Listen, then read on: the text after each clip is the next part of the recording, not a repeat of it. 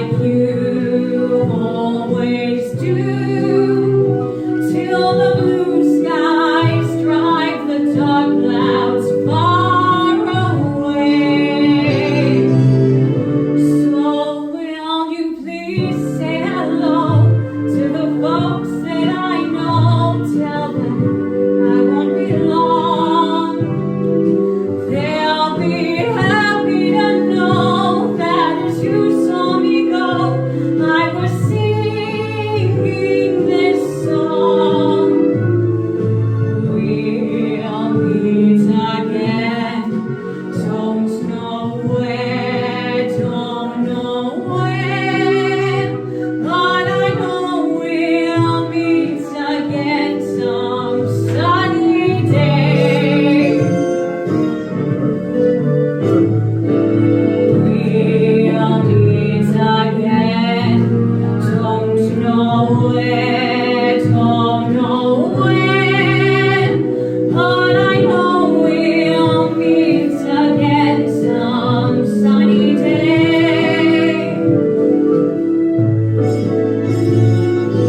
Keep smiling through, just like you always do, till the blue skies drive the dark clouds far away.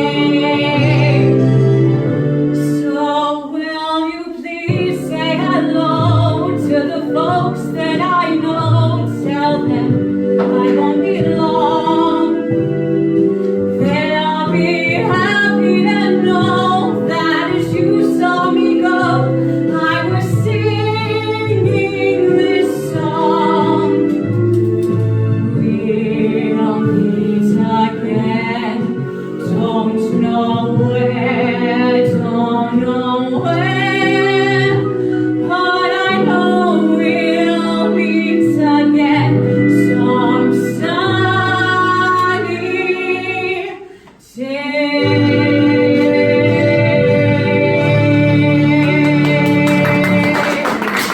So the first one's an S, and then it's two dots.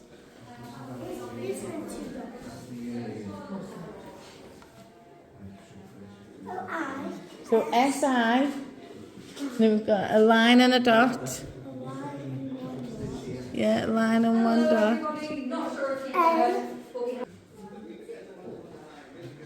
K. Does look like it's sink. It's K. Sink. Ah, sink there. Line, three dots. Line, three dots. B.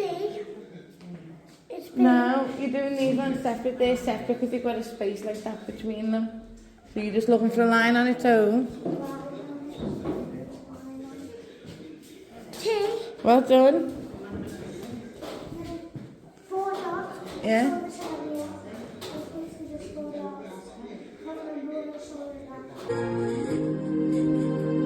There'll be bluebirds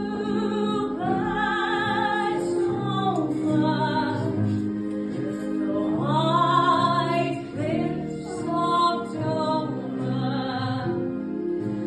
tomorrow. Just you wait and see.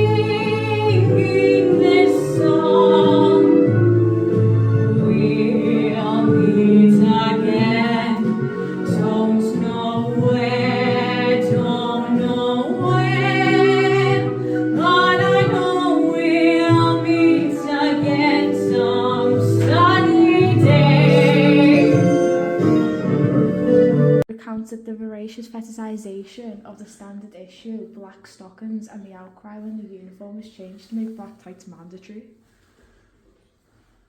It also they look good for men. How bad? I'd like to say I'm surprised, but one cannot. The regulations regarding pregnancy were drawn up in the early days and not altered.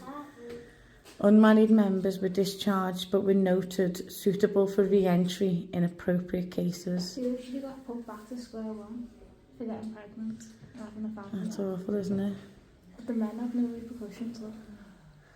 It says in contrast, married male officer who caused an extramarital pregnancy could expect very little in the way of repercussions and really expected to provide for their child. That's awful. So the woman was the only one that got repercussions. And in post-war years, women were still obliged to leave their ends without benefits if they became pregnant. Yeah. By 1963, 2% of servicewomen were leaving every year due to pregnancy. The introduction of the contraceptive pill in 1967 and its subsequent ability to unmarried women could be seen as the partial saviour of the Navy's operational effectiveness. That's awful. It was not until 1995 that Donna Ward, a former Wren steward who had served with 45 Commander Royal Marines in Northern Ireland, became the first naval woman to resume her career after being discharged due to pregnancy in 1986.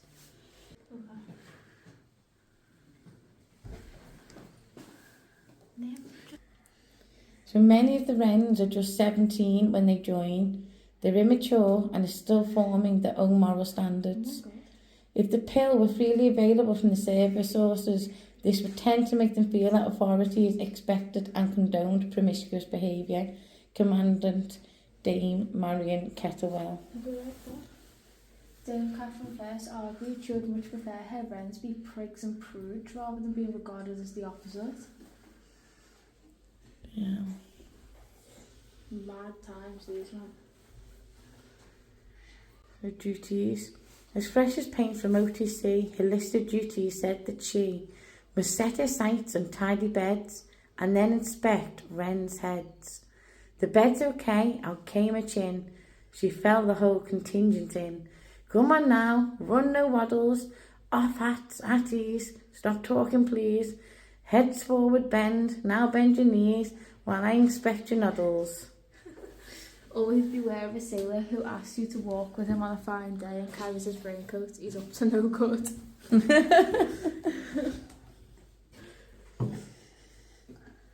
So the Wrens were lectured on appropriate behaviour and the standard condemnation of unmarried mothers and lack of effective contraception meant that most social activities were innocent pleasures. I know. Women were blamed for everything. So when affairs did occur within the service, women were not solely blamed. There is more than one instance of an irate wife demanding punishment, only to be told sharply that their officer husband was more worthy of blame owing to his advanced age, experience and education. One naval officer's wife who rang up a Wren superintendent to complain of a young Wren was surprised to be told, "If I was the girl's father, I would horsewhip your husband," by Dame Vera Loughton Matthews. They got discharged if they were part of the community. That's awful. You literally put it down as unexplained medical discharge just because they were in the community. That is awful, isn't it? What the hell? Awaited the news they had longed for, the end of the conflict. As Winston Churchill's announcement echoed through the air, the nation stood on the cusp of a bittersweet dawn. Yesterday morning at 2:41 a.m. at General Eisenhower's headquarters, General Jodl, the representative of the German High Command, and of Grand Admiral Dönitz, the designated head of the German state, signed the act of unconditional surrender of all German land, seas, and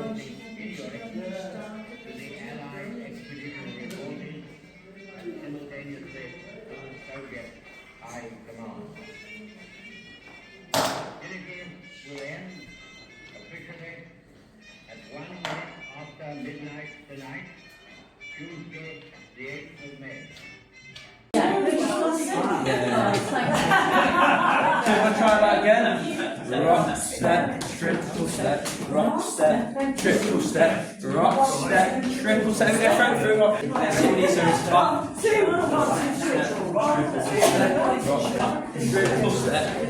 step, triple step, rock, step, throw through now, triple step, rock, step, step,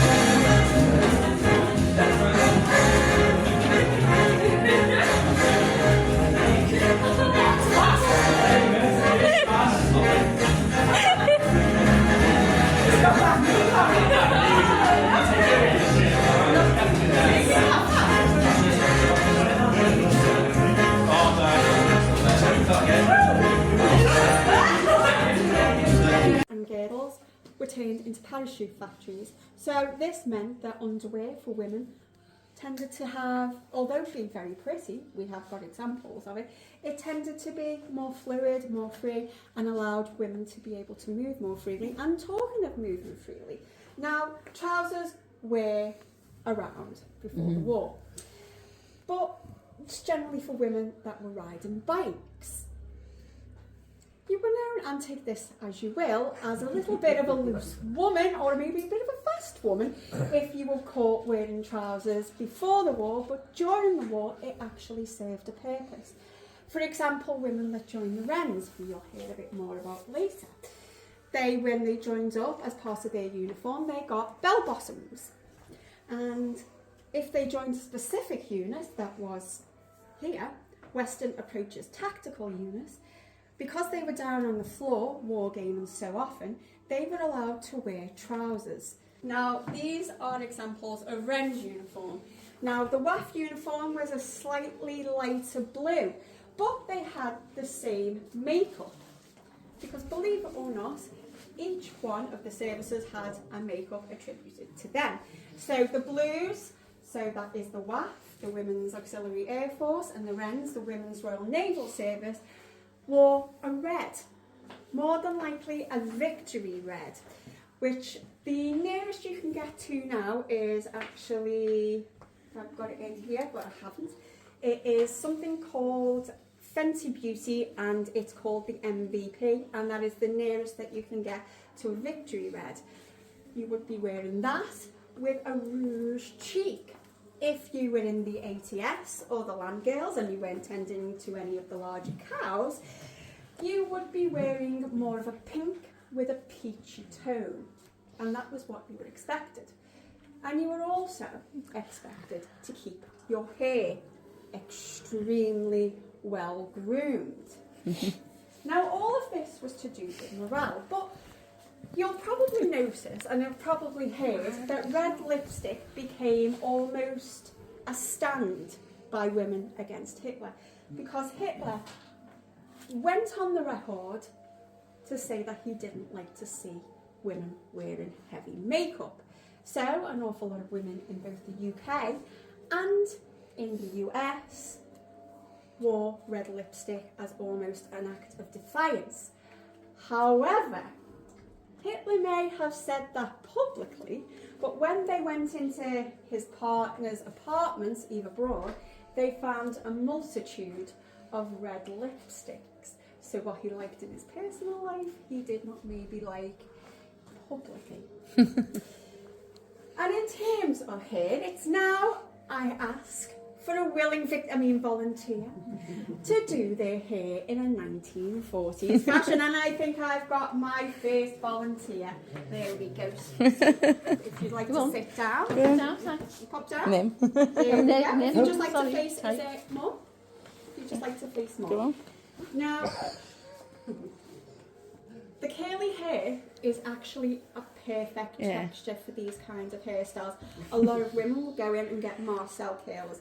There we go. So what you would use here, so you'll see these. Now this is cut down from around, which you put into your hair for a bun. But during the Second World War, this would have been a tight filled with hair or something left over that they could manipulate. Now you can still get real examples of them. I got these. These are real examples. You could also set your hair with which also you could use as a shampoo. Now I believe it was used. Yeah, very It good. does work, and you could.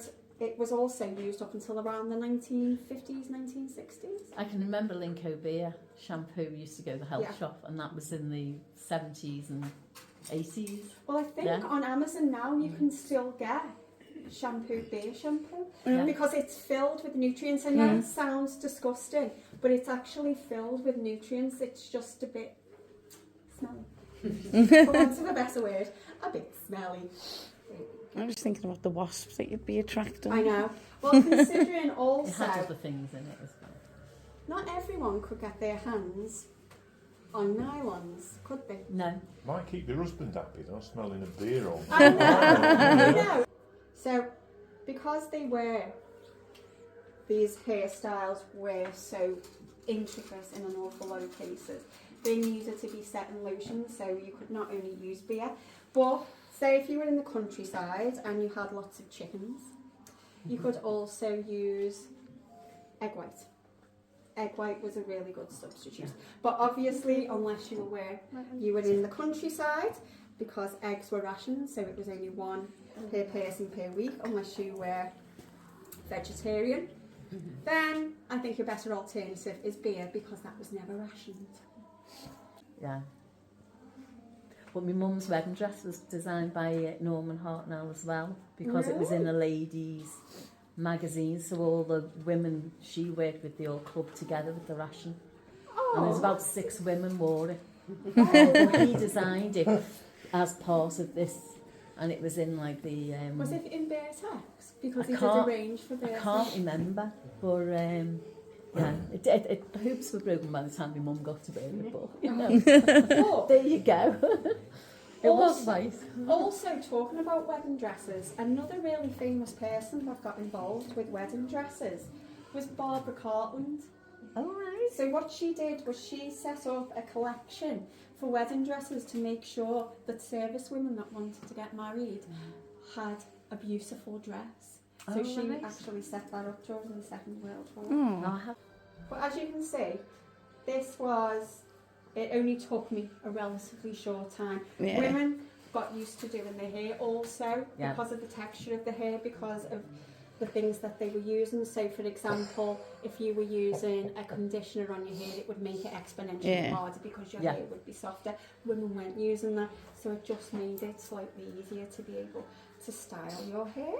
There we go. If you'd like to Wow. show everyone. Stand up, do a trail. So we can see the back. Very nice. Because this uniform belonged to one of the women who used to work in this building, actually. Adios. Belonged to Elizabeth Copley. Now, when she was first being trained up, she went to take a training course in Blundellsands and Crosby. And she went to go and take a coding course. That's what she wanted to do when she joined the Wrens. So she completed the 2-week course, did really, really well in it, and then at the end of the course, the person who was running it said, "Okay, stand up, Wren plotters."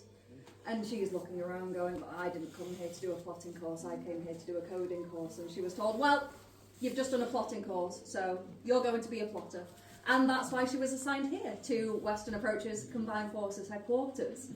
Now, as you go on through the building, you will get to the room where she worked, which is our main operations room. You can't miss it. It's the room with the massive map on the wall. And I'll talk a little bit about that in a moment. But the two that I'd like to mention by name at this point are Jean Laidlaw, who went on to become the country's first female chartered accountant. She was very, very mathematically gifted. And Janet O'Kell, who was 17 when she joined the Wrens. It was the first real thing she'd done outside of education. And she was just desperate to prove herself useful and that she could do something for the war effort, which is exactly what she would go on to do, despite the fact that she turned up on her first day in a civilian clothes because she didn't know she had to collect a uniform, got lost because it was the blackout, and had to stand by a Marine guard for an hour whilst waiting for someone to come down and escort her up to the top floor.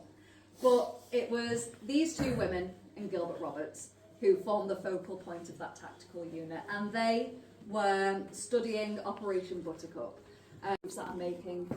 There is no way I've been beaten 5 times in a row. I was a submariner during the First World War, I know all about tactics that submariners and U-boat captains might take. So he demanded to see who it was who'd bested him every single game. Because, as he was told, the person he was playing against wasn't even in the same room as him.